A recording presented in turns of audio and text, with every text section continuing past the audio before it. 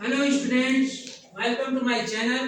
Students, हम आपको previous year questions of Navodaya entrance exam और क्लास 9 सब्जेक्ट मैथ्स के लिए वीडियोज बना रहे हैं।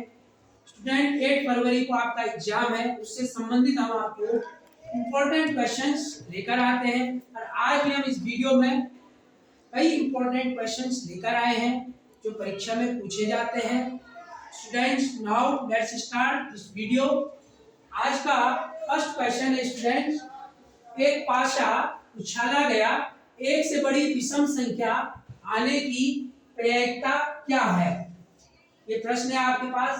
स्टूडेंट, एक डाइस है आपके पास, उसको उछाला गया, एक से बड़ी जो ऑड नंबर है उसको आने की प्रोबेबिलिटी क्या होगी? तो स्टूडेंट, जो डाइस होता है उस पे कितने नंबर होते हैं? 6 होते हैं। 1 2 3 4 5 और 6 डिजिट होती है उसमें, ठीक है ना। और एक से बड़ी विषम संख्या आने की प्रोबेबिलिटी आपको निकालनी है। तो स्टूडेंट, जो एक से बड़ी ऑड नंबर है वो इसमें होंगी 3 और 5, क्योंकि एक से बड़ी आपको विषम संख्या की प्रोबेबिलिटी निकालनी है। तो वो कितनी है? एक से बड़ी 2 तो इवन नंबर हो गई, तो 3 और 5 इसमें ऑड नंबर हो गए, विषम संख्या है एक से बड़ी। तो स्टूडेंट, आपको इसमें जो है टोटल जो परिणाम होते हैं वो कितने आ रहे हैं? 6 आ रहे हैं। क्योंकि 1 से 6 तक है तो टोटल कितने हो गए? इसमें 6 हो गए, क्योंकि डाइस में 6 नंबर है। और जो संभावित है वो कितने हैं? 3 और 5, यानी कितने हो गए? ये एक ये हो गया और दूसरा 5 हो गया, यानी तो संभावित कितने हो गए? 2, यानी दो में से कोई भी आ सकता है, 3 या 5, क्योंकि ये दोनों एक से बड़े हैं।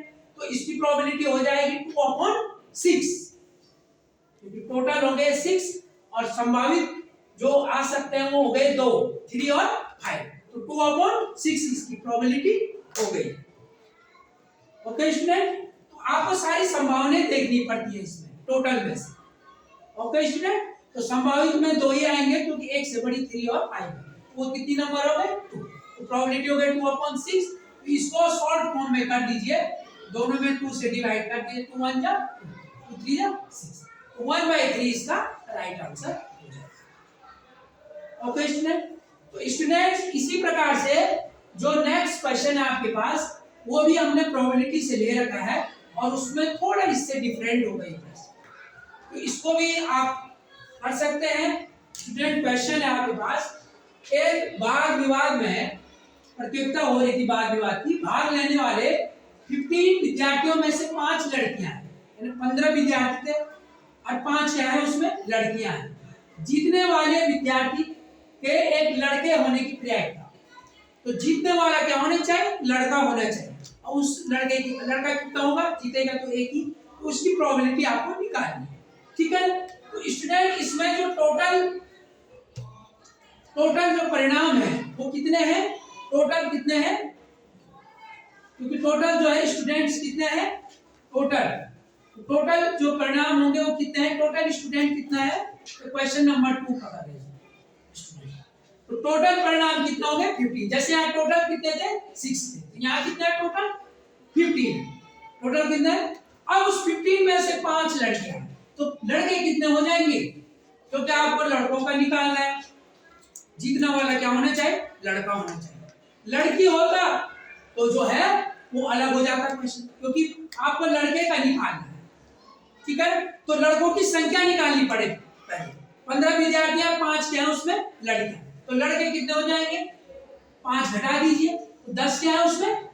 लड़के हो, ये बॉयज हो, ठीक है ना। 10 क्या हो गए? बॉयज हो, लड़के हो। अब इनकी प्रोबेबिलिटी कैसे निकलेगी? हमने कहा था अभी आपको, जो टोटल परिणाम है वो कितने हैं? 15 है। अब लड़कों की संख्या तो इस टैली में से आएगी, क्योंकि 10 लड़के हैं, इस टैली में से एक लड़का होगा, तो संभावित परिणाम वो कोई भी हो सकता है, और 10 में से एक, तो संभावित कितने होंगे? 10, 10/15 हो जाएगा। ओके स्टूडेंट, तो 10/15 हो जाएगा, तो इसमें कितने का डिवाइड कर रहा है? तो इसको शॉर्ट फॉर्म में लिखना है, 5 2 जा 10, 5 3 जा 2/15, तो स्टूडेंट जो टोटल परिणाम होते हैं उनको डिनोमिनेटर में लिखना है, और जो संभावित होते हैं, जो हो सकते हैं, उनको न्यूमरेटर, तो फ्रैक्शन बन जाएगी, प्रोबेबिलिटी में बनेगी। ओके, तो ये आसान से प्रश्न थे स्टूडेंट, और इस प्रकार के क्वेश्चन आपके पास एग्जाम में पूछे जाते हैं। आपने भी प्रैक्टिस करनी है प्रोबेबिलिटी से। तो स्टूडेंट आज का जो है थर्ड क्वेश्चन है जो एग्जाम में पूछे जाते हैं और आसान से प्रश्न है। तो संख्या x का घन यानी क्यूब करना है, संख्या x के 9 गुने के बराबर है। तो स्टूडेंट x का घन यानी x का क्यूब, x की पावर क्यूब, x की 3 घात हो जाएगी घन। ओके, तो इसका जो है ये किसके बराबर है, x के 9 गुने, x का 9 गुना कर दो, x गुना 9 इसके बराबर। x का जो क्यूब है वो किसके बराबर है, x के 9 गुने के बराबर है। ओके स्टूडेंट, तो ये जो है आपको x की वैल्यू निकालनी है। तो देखिए यहाँ पे कितना हो जाएगा 9x। अब दोनों लेफ्ट और राइट में देखिए क्या है, x यहाँ भी है, x यहाँ भी है, तो x से दोनों में क्या कर दीजिए, डिवाइड कर दीजिए। तो x में यहाँ भी डिवाइड कर दीजिए और यहाँ भी डिवाइड कर दीजिए। ओके स्टूडेंट, तो समझिए। अब यहाँ x से इसको डिवाइड करेंगे तो एक x हट जाएगा, तो x क्यूब था तो x स्क्वायर, ठीक है। अब यहाँ का x भी लेस हो जाएगा, यहाँ कितना हो गया 9, ठीक है। अब ये स्क्वायर में है x स्क्वायर इक्वल टू 9, तो x का आपने क्या निकालना है, x बराबर आएगा तो इसका ये रूट में चले जाएगा, इसका वर्गमूल निकालना, स्क्वायर रूट। जब भी ऐसी कंडीशन होगी आपको क्या निकालना है, इसका स्क्वायर रूट निकालना है। तो 9 का स्क्वायर रूट कितना होता है स्टूडेंट, 9 का कितना, 9 को हम क्या लिखते हैं 3 into 3, तो x बराबर एक 3 ले लेंगे इसमें से, तो इसका स्क्वायर यानी x की जगह कितना आएगा 3 आएगा, प्लस माइनस 3। अगर कभी कभी एग्जाम में प्लस माइनस लिखा रहता है तो आपको प्लस माइनस 3 भी इसका, क्योंकि प्लस भी हो सकता है और माइनस, ठीक है ना। तो x की इक्वल टू कितना हो गया, आपकी वैल्यू 3 होगी।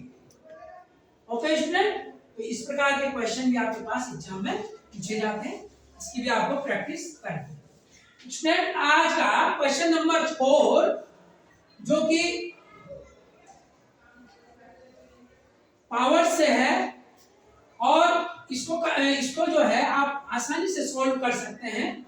तो स्टूडेंट पहले जो है हम ये कर लेंगे 5 की पावर -1 -6 की पावर -1, ओके स्टूडेंट, और फिर ये -1 है और इसमें से घटा दीजिए 3 की पावर -1 फिर -4 की पावर -1।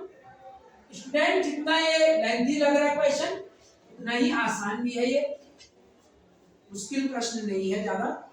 ओके, तो स्टूडेंट जब भी हम जो है आपने जो है फॉर्मूला पढ़ा है इसका 8th में भी है, तो a की पावर -m बराबर 1/m, 1/a की पावर m, यानी आप जो है a की पावर -m है तो डिनोमिनेटर में जाएगा तो a की पावर क्या बन जाता है m बन, तो इसी रूप में इनको लिखना है। 5 की पावर -1 है तो इसको क्या लिख लेंगे आप 1/5 की पावर 1 हो जाएगा, ठीक है। पहले हम इसी को सॉल्व करेंगे, अब फिर उसको निकालेंगे, फिर माइनस कर देंगे, ठीक है ना।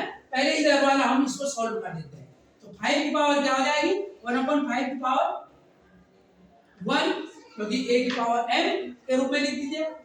ओके, इसको भी लिख दिया 1/6। आप 1/6 और 1/5 लिख सकते हैं क्योंकि 5 की पावर भी तो 5 ही आएगी, 5 की पावर 1 है तो कितना आ जाएगा 5 भी तो आएगा, 5 की घात जो है 1 है तो 5 ही तो आएगा, ठीक है ना, 5 1 जा 5। तो ये जो है आप ये लिखते हुए हम सीधे इसको 5 की पावर माइनस, अगर अन्य डिजिट होगी तब हम, अगर 2 रहता तो 2 का तब तो स्क्वायर करना होता। ओके, 1 है तो कोई दिक्कत नहीं है क्योंकि 1 से मल्टीप्लाई करेंगे तो वही आएगा, समझ रहे। अगर 2 होता तब हमें स्क्वायर करना पड़ता है, समझ गए। इसलिए हम इसको इतना नहीं लिख रहे हैं, आपको सीधे बताए 5 की पावर -1 को लिखेंगे 1/5, 6 की पावर -1 को लिखेंगे 1/6। ठीक है कि इसकी भी जो पावर है वो -1 है स्टूडेंट। तो पहले हम इसी को सॉल्व कर लेते हैं, फिर इसको करेंगे, फिर माइनस करेंगे। तो इसको भिन्न के रूप में बन गई, तो ये भिन्न, ये फ्रैक्शन हो गया, इसको सॉल्व कर दीजिए आप। 30 जो है इसमें एलसीएम ले सकते हैं, या आप 6 1 जा 6 करो, 5 1 जा 5, 6 5 जा 30, इस प्रकार से भी कर सकता है। ओके, की पावर कितनी हो गई -1, ठीक है। बराबर 6 में से 5 माइनस करो तो 1 1/30 की पावर कितना आ गया -1। ओके स्टूडेंट, इस प्रकार से आप कर सकते हैं। अब ये कितना हो गया स्टूडेंट, तो इस प्रकार के 1/30 की पावर -1, तो ये क्या हो जाएगा आपका सीधे सीधे क्या बन जाएगा माइनस, ये हो जाएगा 1/30 की पावर 1, क्योंकि तो डिनोमिनेटर में 1 हो जाएगा, तो ये कितना हो जाएगा स्टूडेंट, ये हो जाएगा आपका, ये सीधे जो है आपका 1/30 की पावर -1 बराबर 1/30, ये हो जाएगा आपका सीधे सीधे 30 हो जाएगा। कितना हो जाएगा 30 हो जाएगा। ओके स्टूडेंट, ये कितना हो जाएगा 30 हो जाएगा, ठीक है ना। अब इसी प्रकार से हम इसको भी कर लेंगे सॉल्व, समझ गए। 3 की पावर -1 -4 की पावर -1 की होल पावर -1, इसको भी सॉल्व करें, तो हम इसको भी सीधे कर लेंगे 1/3 -1/4 की पावर माइनस, होल पावर क्या है -1, ठीक है। तो 4 1 जा 4, -3 1 जा 3, 4 3 जा 12, इसकी पावर -1, ये हो जाएगा स्टूडेंट 1/12, 1/12। स्टूडेंट आप अगर यहाँ पर वैसे तो समझ गए होंगे, यही फॉर्मूला यहाँ यूज हो रहा है, ठीक है ना। फिर भी आपको लगता है तो यहाँ पर -1 है, तो ऊपर आके क्या हो जाएगा, ये माइनस का क्या बन जाएगा, ये प्लस बन जाएगा, प्लस 30 की पावर 1 हो जाएगा तो 30 हो जाएगा, ठीक है ना। तो ऐसे ये है 1/12 होल पावर 1, ये कितना बन जाएगा सीधे सीधे 12 बन जाएगा। ओके स्टूडेंट, ये कितना हो जाएगा 12। तो आपको क्या करना है, ये इसकी वैल्यू कितनी आ गई है 30, इसकी वैल्यू कितनी आ गई है 12, तो 30 में से कितना माइनस करना है आपको 12 माइनस, तो आंसर क्या आ गया इसका। ओके स्टूडेंट, तो ये इसकी वैल्यू कितनी आ गई है 30, इसकी कितनी आ गई है 12, तो 30 में से कितना माइनस करेंगे आप 12 माइनस, 30 में से कितना माइनस करेंगे 12, समझ गए।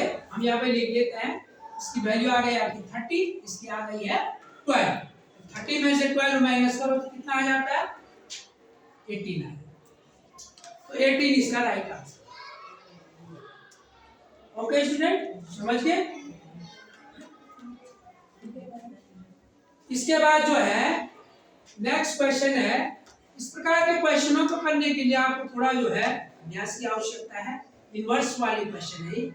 ओके स्टूडेंट, इनका अभ्यास कीजिए और इस प्रकार के क्वेश्चनों का आप जरूर एग्जाम के लिए प्रिपरेशन कीजिए, इंपॉर्टेंट क्वेश्चन है। तो आज का जो है, जो क्वेश्चन नंबर 5 है,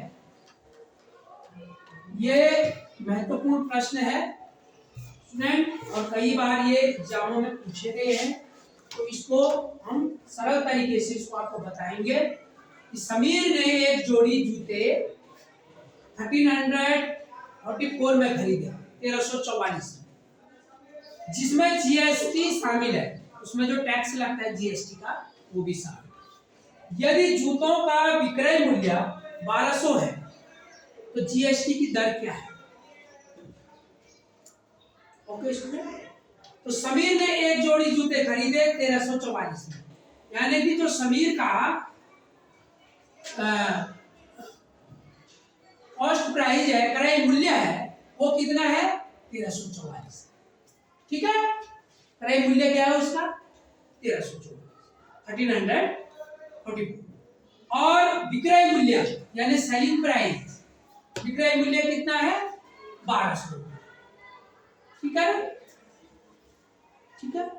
तो जीएसटी कितने रुपयों का लग रहा है उसको, पहले तो हम जीएसटी की दर निकालें अपने, दर मतलब रेट, तो रेट किस में आएगा परसेंटेज में आएगा। ओके, इसको आपको समझना है। ठीक है, तो जीएसटी पहले कितने रुपए की लग रही है उसको, क्योंकि उसने सामान इतने का खरीदा और इतने में बेचा, तो जीएसटी सही है। ठीक है, जीएसटी भी शामिल है। तो जीएसटी की जो वो है ये लग रही है आपको 1344 माइनस 1200। ठीक है, तो इसमें से इसको घटा दीजिए तो कितना आ जाएगा स्टूडेंट 144 रुपीज। ठीक है, तो इस 144 को आपने परसेंटेज में बनाना है, आपने इसमें से इसको माइनस करना है। ठीक है, जीएसटी कितने रुपए की लग रही है 144। ओके, अब जीएसटी की जो दर है वो कैसे निकालेंगे आप, जीएसटी की दर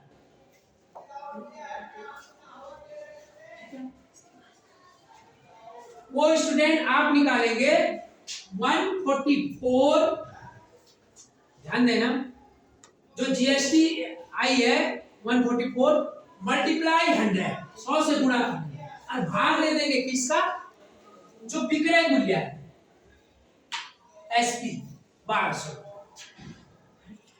समझ गए आप, 144 जो आपका जीएसटी आया है कितने रुपए का 144, जो इनका डिफरेंस आएगा वो मल्टीप्लाई 100 डिवाइड बाय जो आपका सेलिंग प्राइस है 12।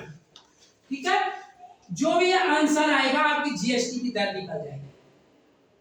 ठीक है ना, तो इसको सॉल्व करने के लिए स्टूडेंट देखिए 0 से 0, 0 से 0 माइनस हो गया। ठीक है, अब 144 में आपने किसका डिवाइड देना है 12, किसका डिवाइड देना है 12, तो 12 1 जा 12, 12 2 जा 20। तो स्टूडेंट ये कितना परसेंट आ गया है 12%।